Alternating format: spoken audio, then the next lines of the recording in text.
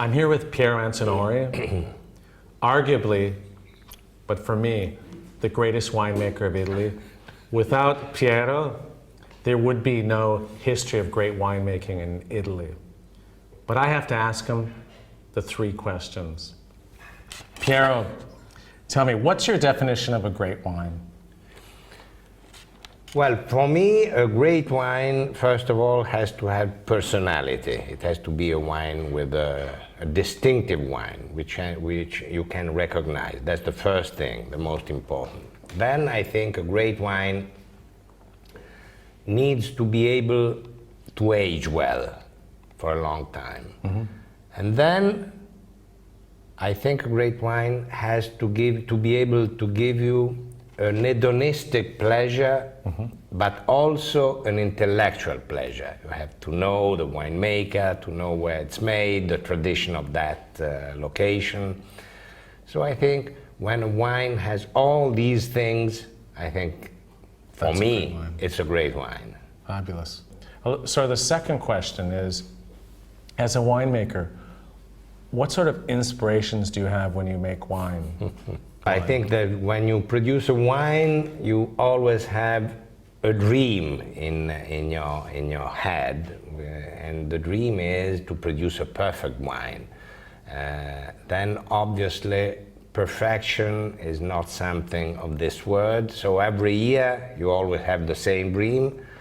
You always try to interpret well the particular vintage, because there's no vintage which is exactly the same as the previous one, and so every year it's a different story. But I think that you always have in mind sort of the objective to try to produce a perfect wine.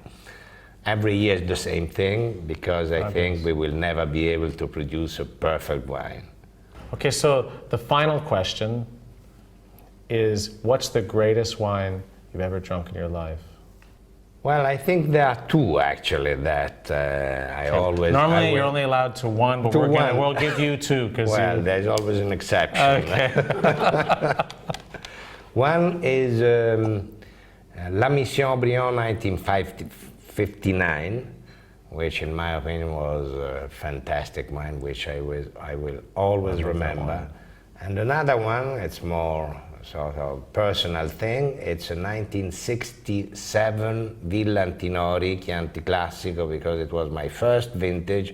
It was a great year, a great vintage, and a great wine, I think. And so every time I am able still now to drink and to retaste the 67 Villa Antinori, it's always for me an emotion, because again, it's my first vintage, and also it still continues to be a great wine. Actually, I know that wine.